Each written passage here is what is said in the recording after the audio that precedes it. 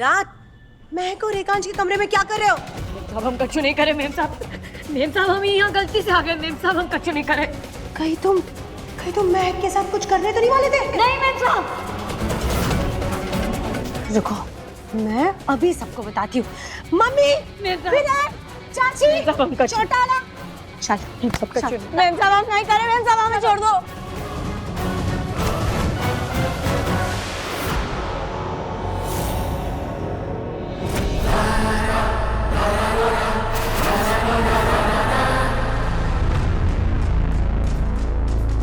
तुम्हारी हिम्मत कैसे हुई मेरी पत्नी की इज्जत पर हाथ डालने की? जिन हाथों ने मेरी पत्नी को गलत तरीके से छूने की कोशिश की है उनको जलाकर राख कर दूंगा मैं।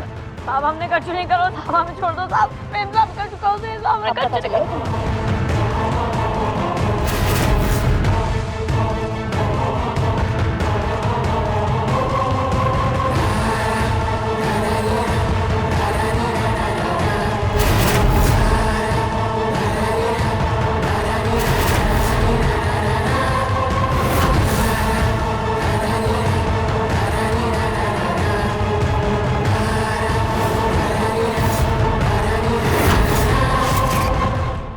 साहब जी हम कच्चू नहीं किया। साहब जी एकांश, वो तो अच्छा हुआ मैं सही टाइम पे पहुंच गई, नहीं तो पता नहीं ये महक के साथ क्या करता। नहीं साहब जी हम कच्चू नहीं करे। साहब जी हमें छोड़ दो। साहब जी हमने कच्चू नहीं करे। साहब जी हर चोर यही कहता है, और नहीं तो क्या। सुंदर मालकिन देखकर पलट गई होगी इसकी नियत। इसे तो मार मार कर चौराहे पर लटकाना चाहिए। एकांश तुम छोड़ना मत इसे। बता, मेरे रूम में क्यों गया था? बोल। हम कच्चू नहीं किए साहब जी। हम कच्चू नहीं किए साहब जी। हम छोड़ दो साहब जी। अभी के अभी दूध का दूध और पानी का पानी हो जाएगा। चौटाला, टेबल लेकर आओ। अब पता चलेगा तुम्हें।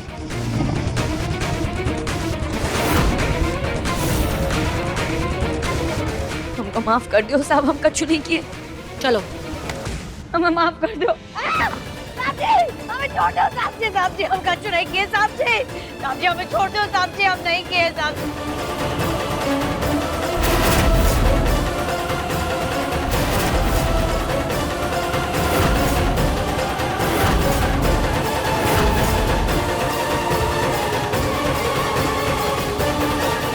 रुक जाइए मिस्टर अग्निवंशी।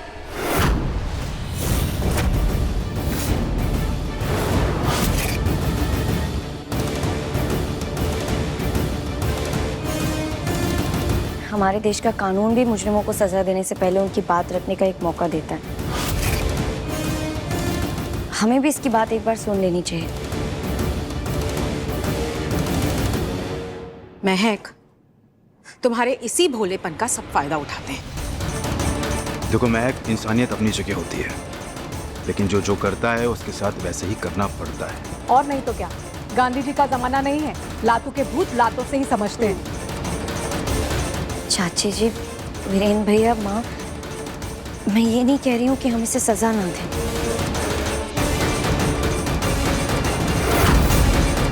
मैं तो ये कह रही हूँ कि हम इसकी बात एक बार सुन लें। क्या पता वो वहाँ कुछ काम से आया हो। अगर ये निर्दोष है फिर भी इसे सजा मिल गई तो मैं अपने आप को कभी माफ नहीं कर पाऊंगी।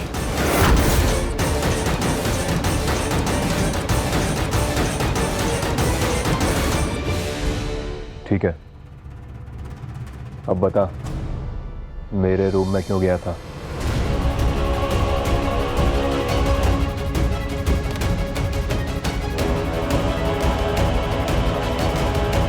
बोल। जब बोलने का मौका मिल रहा है तो बोलो, क्यों गए थे? साहब जी हमें रात में कच्चू दिखाते ही नहीं। हमारे गांव में जाए रतौंदी कहते। घर में नए आए हैं, बस रास्ता भटक गए थे। हमें का मालूम को वो महक मेम साहब को कमरा है। हमें माफ कर दो साहब जी। हम कच्चू नहीं किए साहब जी। ओए, झूठ क्यों बोल रहे हो? मैंने खुद अपनी आंखों से तुम्हें महक के कमरे में छुपते हुए देखा है। छुप नहीं रहे थे मेम साहब, कदम फूक फूक के रख रहे थे, कहूँ कच्चू से टकरा न जाए। हम कच्चू नहीं करे मेम साहब। चल, हमका माफ कर दो साहब, हमने कच्चू गलती नहीं है। ठीक है, अभी फैसला हो जाएगा। वीरेन भाई, आप लाइट्स बंद करिए। चौटाला, ये टेबल लेकर जाओ।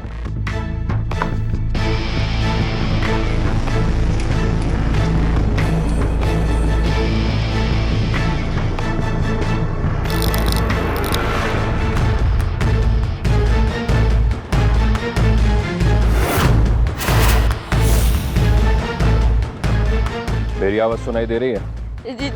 जी साहब जी। अब अपनी चप्पल उतारो। जी। बहरा भी है क्या? उतारो अपनी चप्पल। जी साहब जी।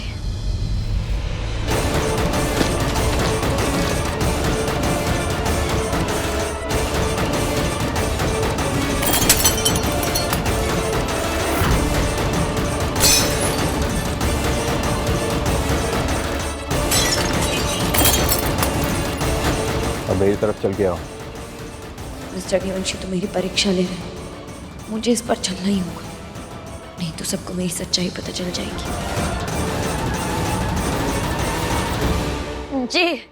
जी साहब जी।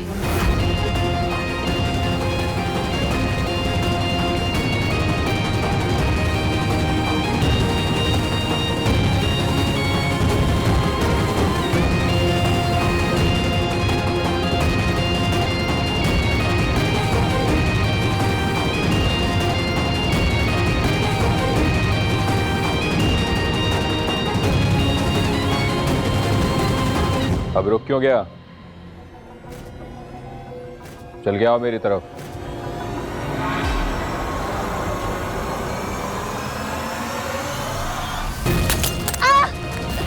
साहब जी। वो कांच का टुकड़ा रह गया था वहां पर। आगे का रास्ता साफ है, चलकर आओ।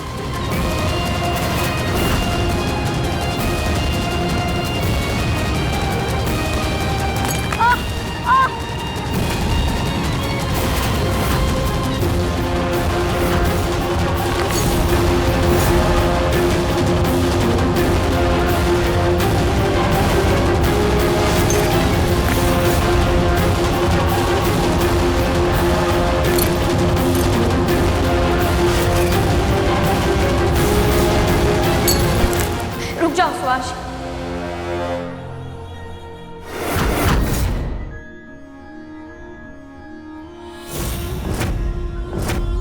रानी भाभी, इसे बैठा दीजिए।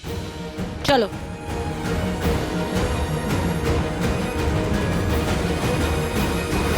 मिस्टर अग्निवंशी, अगर ये झूठ बोल रहा होता तो इस तरह कांच के टुकड़ों पर नहीं चलता।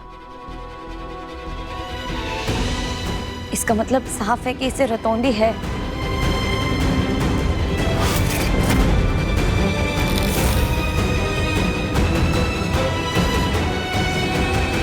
अब आप प्लीज इस बेचारे आदमी को माफ कर दीजिए।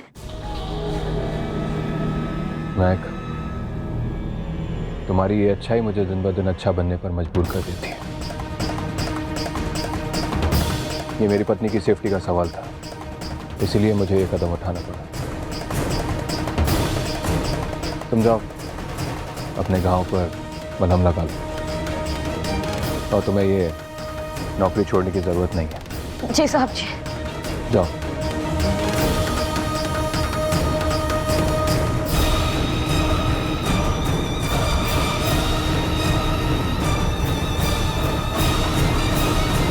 रानी। जी मम्मी। मुझे ये नया नौकर कुछ ठीक नहीं लग रहा है। आप सही कह रही है मम्मी, ये नौकर ना मुझे भी कुछ ठीक नहीं लग रहा है। तुम एक काम करो, इस पर नजर रखो। पहले भी हम लोगों को पहचानने में बहुत गलतियां कर चुके हैं, इस बार हमें सतर्क रहना पड़ेगा। कहीं ऐसा न हो कि हमारी गलती आगे जाकर हमारे लिए मुसीबत बन जाए। जी मम्मी, अब तक आपने सब कुछ बहुत अच्छे से संभाला है, अब ये आप मुझ पर छोड़ दीजिए।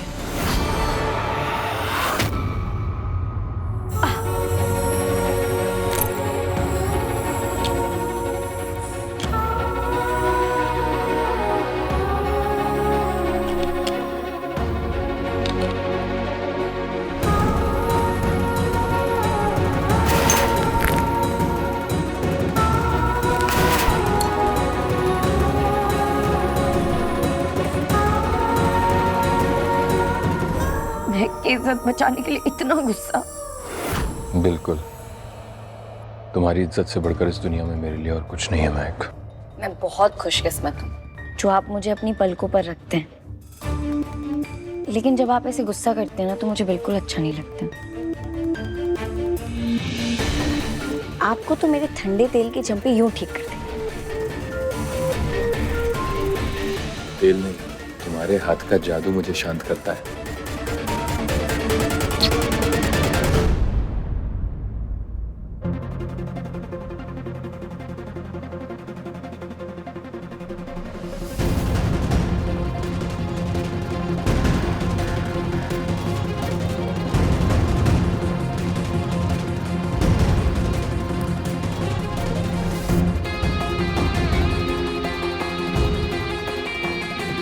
मिस्टर निवंशी ऐसे कैसे मेरी जगह मेरा वजूद किसी बहरूपिये को दे सकते हैं? क्या आपके लिए चेहरे ही सब कुछ है?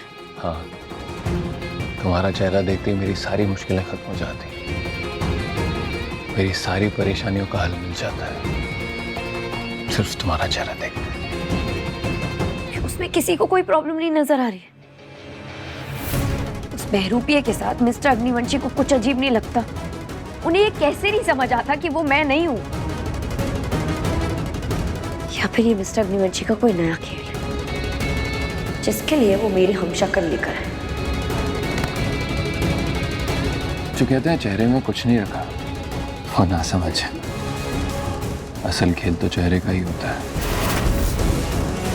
मिस्टर अग्निवंशी जो भी खेल खेल रहे हैं, मुझे उसका पर्दाफाश करना ही होगा, तभी मुझे इंसाफ मिलेगा। जल्दी से खा लो, सूरज उगने के बाद तीज का व्रत लग जाएगा, फिर शाम तक निर्जल रहना है। दे दो जल्दी से। ये लो। मेम साहब, मेम साहब,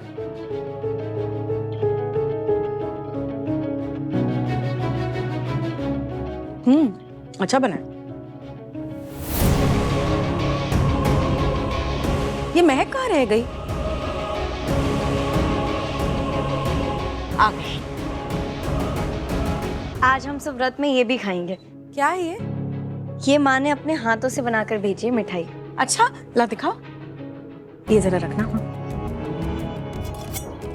अच्छा, लड्डू बनाकर भेजे हैं। महक, ये तो बहुत टेस्टी हैं। वंदना जी को हमारी तरफ से थैंक यू बोलना। माँ, हम उनके लिए एक वीडियो बना दे जिसमें आप सब उन्हें थैंक यू बोल देना। हाँ बिल्कुल, चलो।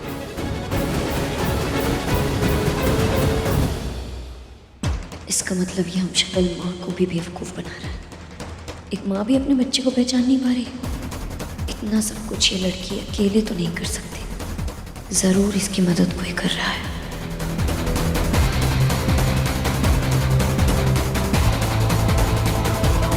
अरे आप, शायद मिस्टर अग्निवंशी इसमें खुद उसकी मदद कर रहे हैं। आप तो रात में इतनी देर से सोए थे, फिर भी जल्दी उठ गए। तुम भी तो मेरे साथ ही सोई थी, लेकिन मेरी लंबी उम्र के व्रत के लिए तुम भी तो उठ गई ना। आज मिसेस अग्निवंशी, आपके व्रत की शुरुआत मेरे हाथों से होगी और उसका समापन भी। दोनों वक्त का निवाला मैं खिलाऊंगा आपको।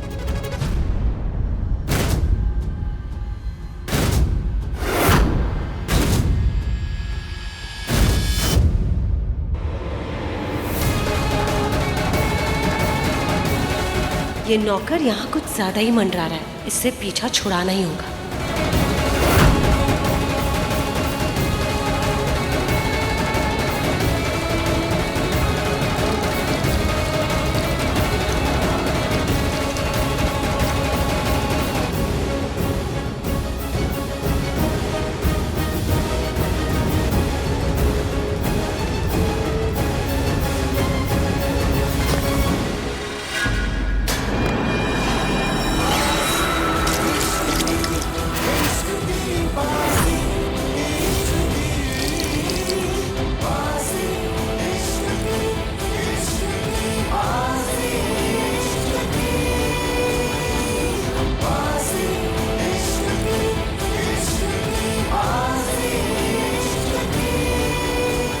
सॉरी साहब जी, वो पानी गिर गयो तो हमरो पैर स्लिप होगा, हम अब ही साफ कर देते।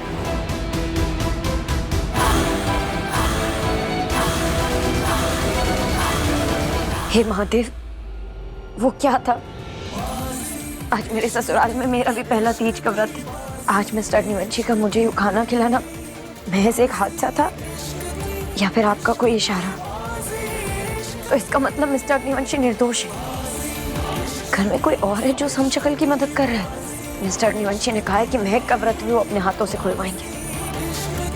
तो मेरा ये वादा है, आज के दिन में ये पता लगा के रहूंगी कि वो दोषी या निर्दोष। अगर उन्होंने मेरा व्रत खुलवाया तो वो निर्दोष, अगर उस हम शक्ल का तो फिर दोषी।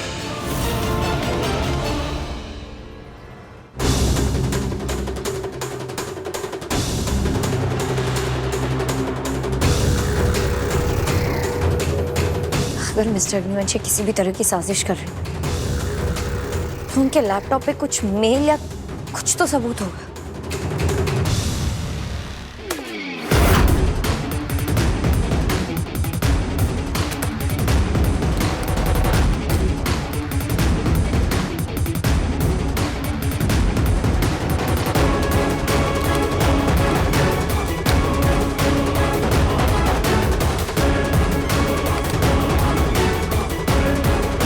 ये सुहास कहाँ गायब हो गया है? वहां देखती हूँ।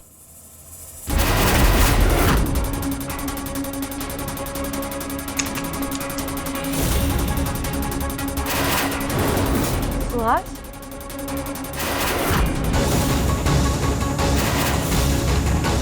जी मैम साहब, कछु काम था? हाँ, वो सब डाइनिंग टेबल पे 20 मिनट में आने वाले, तुम जल्दी से खाना रेडी करो। जी मैम साहब। मुझे ऐसा क्यों लग रहा है जैसे ये झाड़ू लगाने नहीं बल्कि कुछ और करने यहाँ आया था। मुझे ऐसा क्यों लग रहा है कि रानी भाभी मुझ पर नजर रख रही है?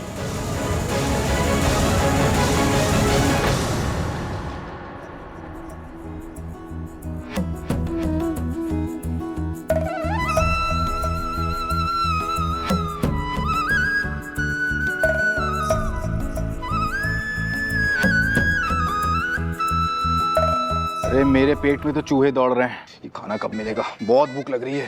हाँ मुझे भी लग रही है। को भी लग रही है? हाँ और क्या।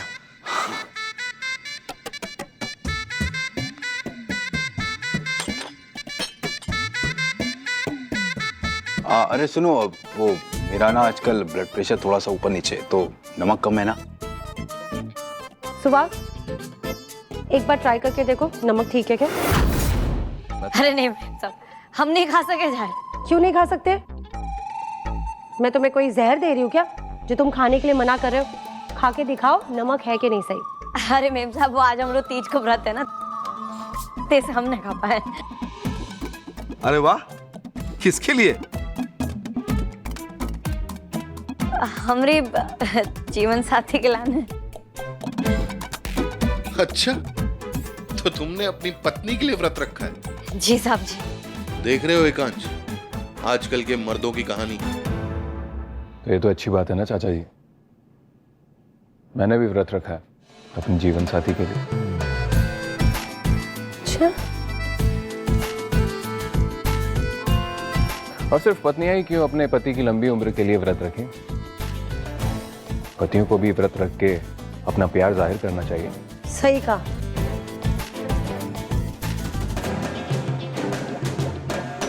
पराठा दो। जी।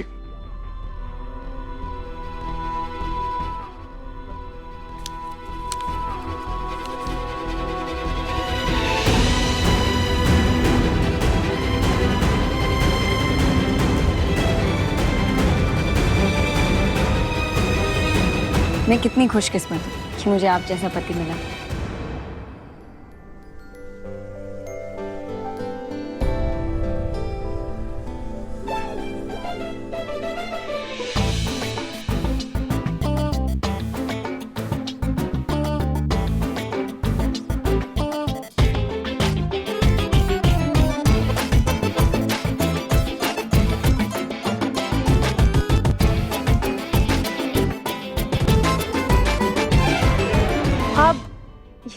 नाश्ते का हम क्या करेंगे? मेम साहब वो गरीबों में बांट देते हैं। Good idea. भाभी एक काम कीजिएगा, ये सारा जो खाना है वो मंदिर भिजवा दीजिएगा गरीबों के खाने के लिए। और सुहास मुझे स्टडी रूम में मिलो।